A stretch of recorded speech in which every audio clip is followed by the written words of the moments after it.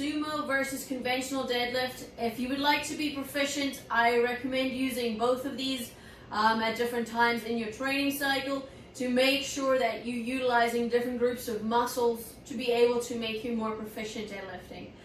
So I'm going to just quickly show the basic stance for the conventional deadlift. It's with both feet pointing forward with inside of your shoulder range. So the reason I want to go inside my shoulder range is the minute I grab onto the bar, the wider my legs are, the wider my arms have to go, and the bigger my lat activation has to be. We have to understand, the wider my arm spread goes, the weaker I'm going to be able to get activation from my lats, and that's going to roll my shoulders forward and give me that bad back position, which in relation will change my bar path. So we want to make sure we can stay nice and tight within that shoulder cuff. Some folks actually go all the way heels in, heels touching. It completely depends on your style of lifting, your ability, your hinges and levers, and potentially injuries that you've had. So find what works for you. I'm just going to show the average conventional deadlift position. As my shins are actually on the smooth and I'm inside of my shoulder position, and that's when I'm going to go have my hands just on the outside of that. Then you have a semi-sumo stance. It's where my feet are a little bit wider. My knee position is over that ankle position, or sometimes even a little bit narrower with my knee actually going over my ankle position. That's that semi-stance position. I find there's a lot of extra stress that goes onto the knees and the hips in that position. So once again, make sure you know why you're utilizing that technique for proficiency. You want to make sure that the knee goes over the ankle, and that's going to give you the biggest or the best position to push through your feet to be able to make your lift a little bit better. So that's your semi-stance sumo deadlift. This is where we're at. And then we have a full stance. I'm going to have to move my board away with the full stance, and that's toe to plate. Nice wide sumo deadlift. That one's very challenging because if your adductor or groin muscles are really tight, it is challenging to get into that position and then still rotate the knees out like we were talking about during the squat, to be able to carry over and transfer that energy back into that knee snap and hip lock. So you kind of have to go about, where do you feel the most comfortable and where do you have strength? So where can you utilize your strength for?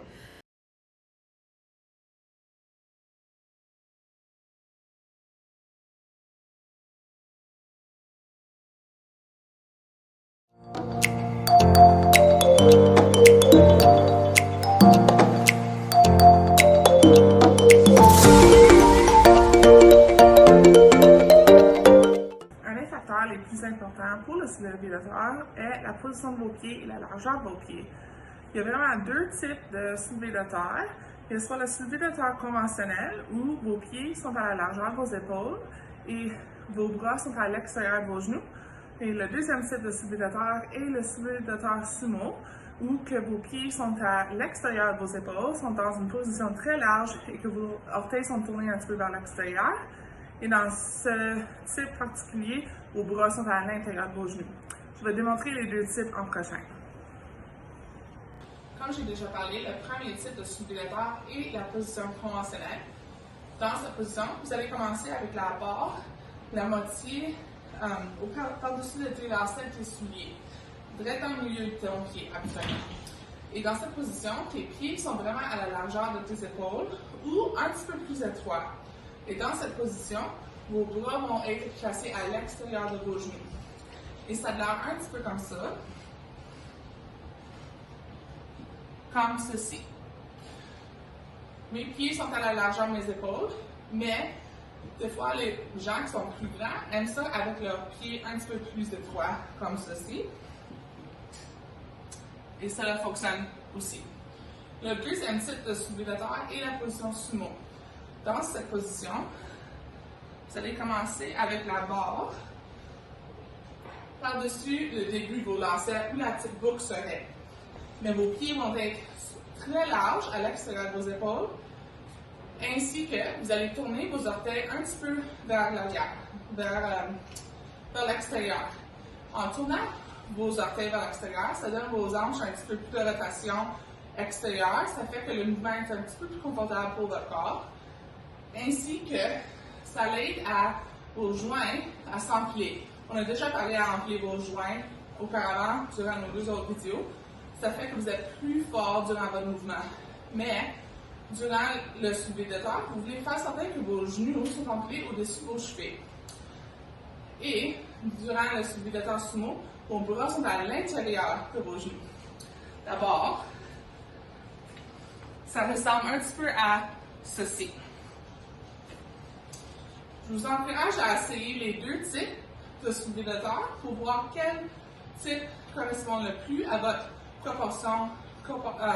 vos proportions corporelles et vos facteurs biomécaniques pour votre corps.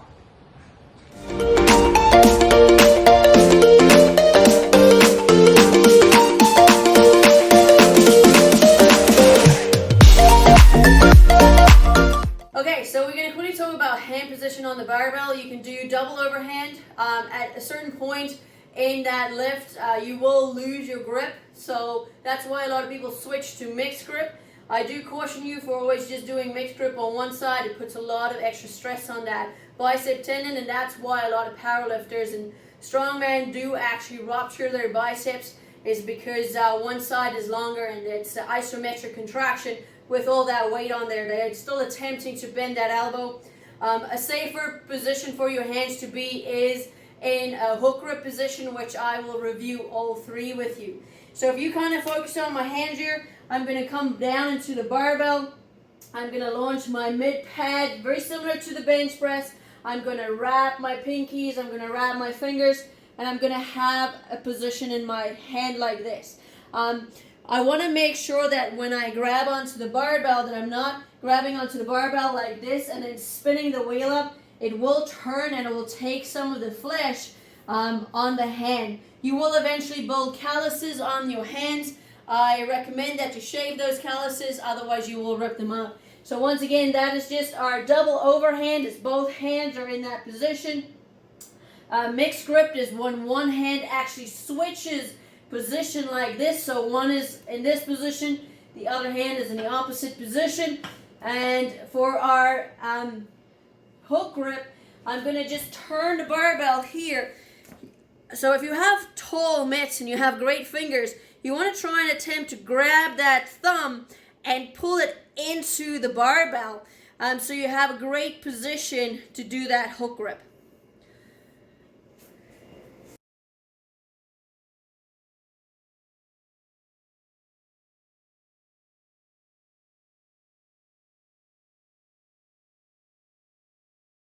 Show one lift of each, my overhand or double overhand in this position. If I'm going to go mixed, if I'm going hook, I grab onto my thumbs there. You need to figure out what works best for you and use that exact hand position.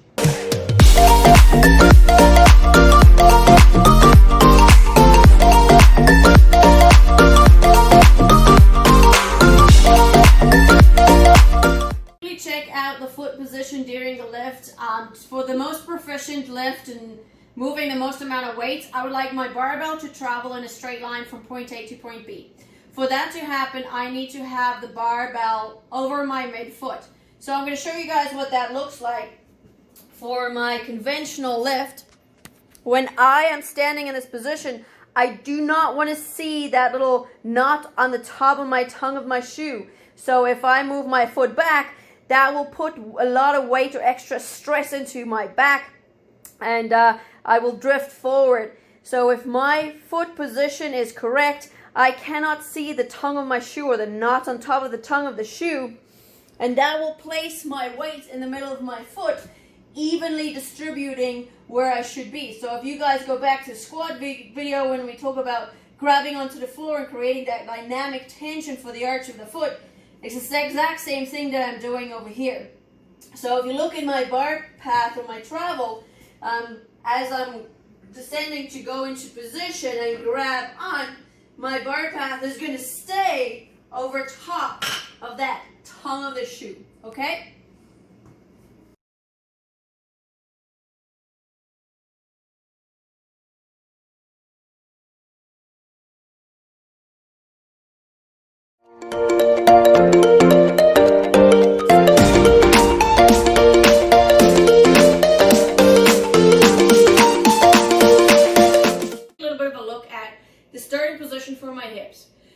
every single person, that's going to look different. It comes back to those lever lengths. If my femur is longer or shorter than yours, my lift is going to look different. My hip position is going to look different. Because it all comes back to that mechanical stacking and the ability for us to use our leverage to be able to move the weight efficiently. At the end of the day, the barbell moves in a straight line, up and down. You move around the barbell. So let's say, for instance, your femur or your shin length is taller than your torso length. Your knees are going to start forward, they're going to pull back, and then they're going to come up into that straight line. My lever lengths are pretty equal, so I'm going to show you guys what mine would look like, and it might look different for you.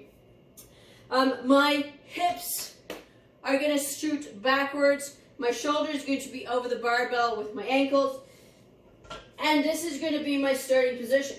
For some folks, their position is going to be with their hips a little bit lower because of their femurs being a little bit taller, but their knees will also drift forward. The one thing I do not want to see is my hips staying high, meaning my back stays flat in a tabletop position, like so. If I'm in that position, I'm putting a lot of stress on my back. So I want to make sure that my hips are low enough for me to be in a perfect triangle. Triangle is what's going to produce the maximum amount of force for me to be able to apply the lift upwards and forwards to finish my lockout position. So what that looked like for me is in this position, I'm going to drive, and drive those hips forward. Same thing on the way down. Drive the hips forward. On the way down, my hips go back first as I go down. My core stays braced and my back stays straight. What I don't want to see is this. A lot of people come up prematurely with their hips. They are unsuccessful with their pull. Their hips come up, which will in return pitch the bar forward. That bar will drift. The minute the bar drifts, their lats and back are not strong enough to keep them in a straight line, so they round. So that's what it looks like, is this. Hips come up too early, back rounds, and now they shift their knees in to try and ride this bar up for that glory movement.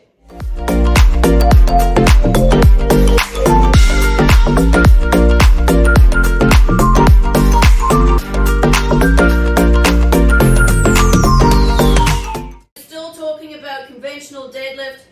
Once I'm in position, once my feet have grabbed the floor and I've clicked my heels to create that tension, I can now get into position to go into my brace. Now the first component of the lift is actually an upper body workout. The second component of the lift goes into my lower body, and the third is obviously the pull and finishing up with a glutes and hip extension.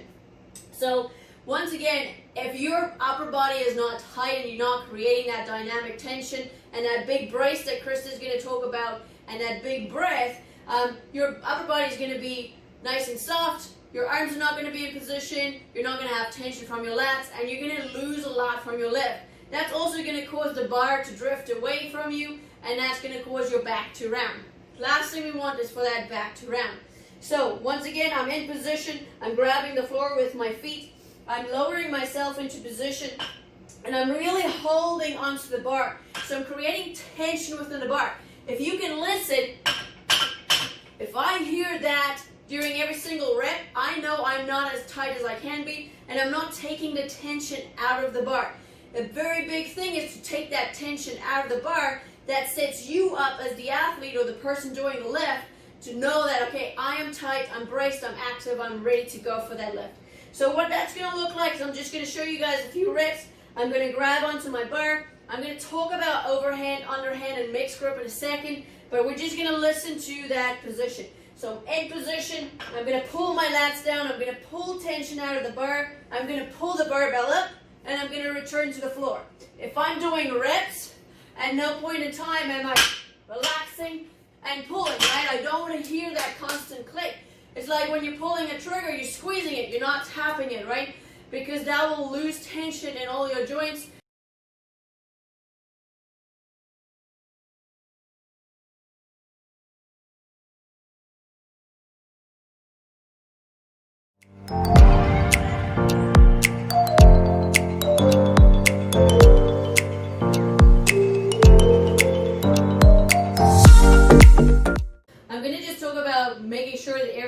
has tension, or tension up as we call it.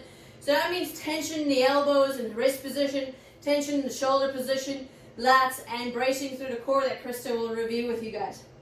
If you are not at tension, if you kind of like think about your arms as just ropes with hooks in them, without tension that rope will kind of be dangling a little bit soft. We can't afford that with our lift because that will cause the barbell to drift away. I want to make sure once I'm in position, so I'm going to do a mixed grip for us, that my elbow rotates outwards. I want my elbow pit to stick forward. And this one I'm going to rotate backwards. So I'm in this position there. I don't want my arms to be like this. If my elbow rotates in, it means it's going to bend, meaning it's going to pull the weight forward, and it's going to pull me in a rounded position. So I want to make sure that my arms and hands are in a good position. I'm rotating my lats down, I'm active, and off I go.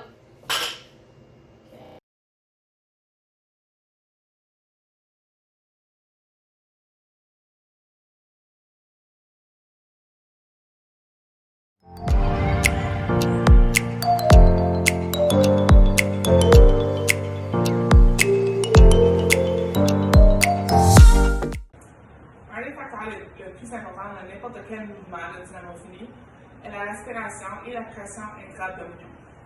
Spécifiquement pour le soulevé de terre, ce que vous allez faire avant votre mouvement, c'est de prendre quelques gros respires avant de commencer en position debout. C'est vraiment difficile de prendre des gros respires avant de commencer un gros mouvement comme ça en position accroupie en s'attendant à commencer.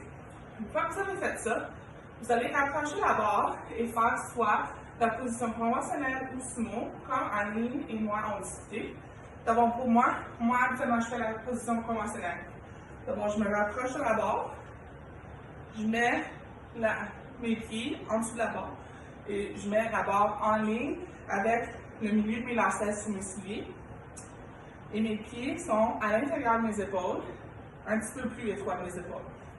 Lorsque je m'accroupis, je prends la barre avec une main par-dessus une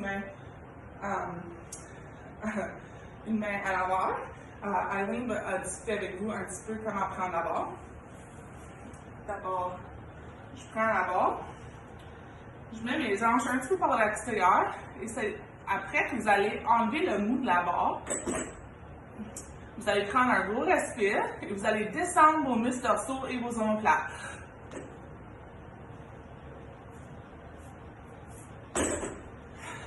Et vous allez garder votre respire au long du mouvement et respirer à la fin du mouvement. En faisant ceci, vous allez voir que la tension et la pression que vous créez dans vos abdominaux, ça protège vos muscles, vos ligaments et vos organes. Ça vous rend plus stable et plus fort au cours du mouvement, mais plus importantement, ça fait que le mouvement est un petit peu plus sécuritaire pour vous.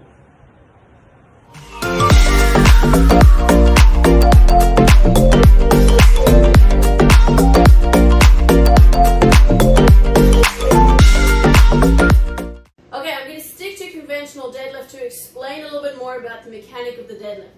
The mechanic of the deadlift is we really want to grab onto the floor, click our heels, and drive the force of our weight down into the floor. A lot of people think about deadlift as only a pull. If you're going to just pull and not actually use the force of your legs to drive down, you're going to bring your hips up way too early, which will in return put the weights in your back, causing you great harm.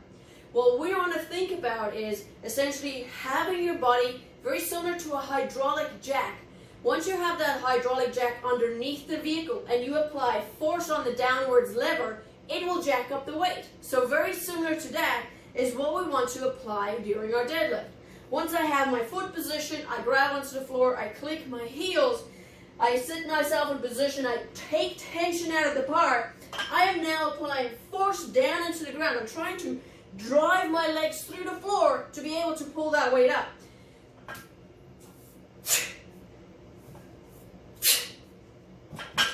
So it's not just a pull. If you're going to focus just on a pull, your hips are going to come up way too early, and that's going to cost you your lift.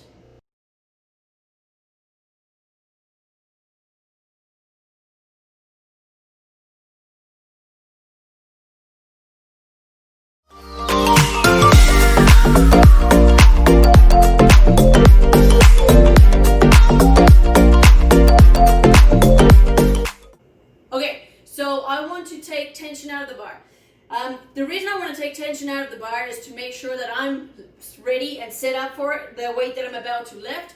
And I also want to make sure that the barbell travels as close to me as possible in that straight line.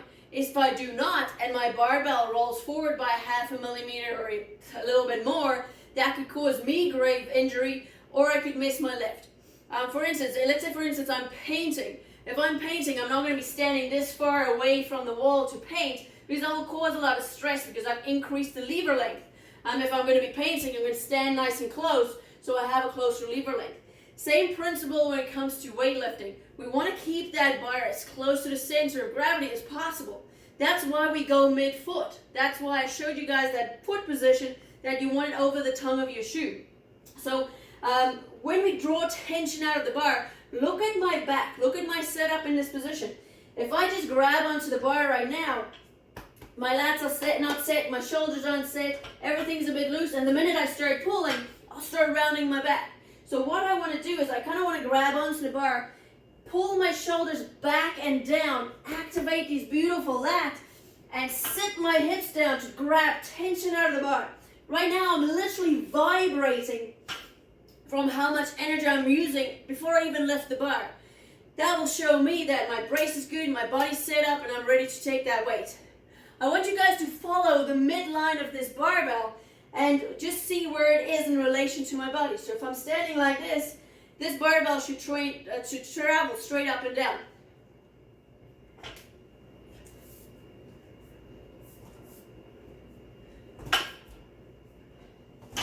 So throughout all 3 of those reps, I maintain activation and stability. And that's what it means to stay active and tight.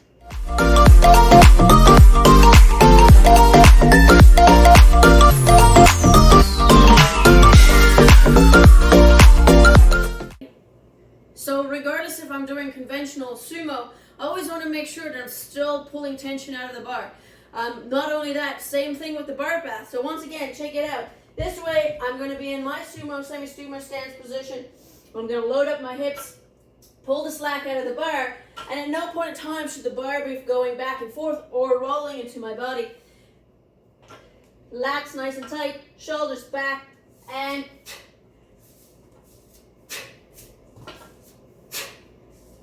alright, so once again, there's no sway in that bar path.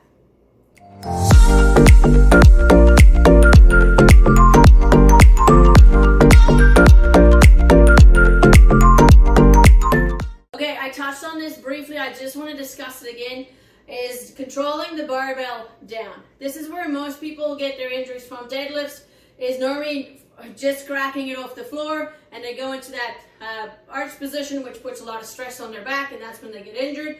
But the majority of the time, it's on the way down.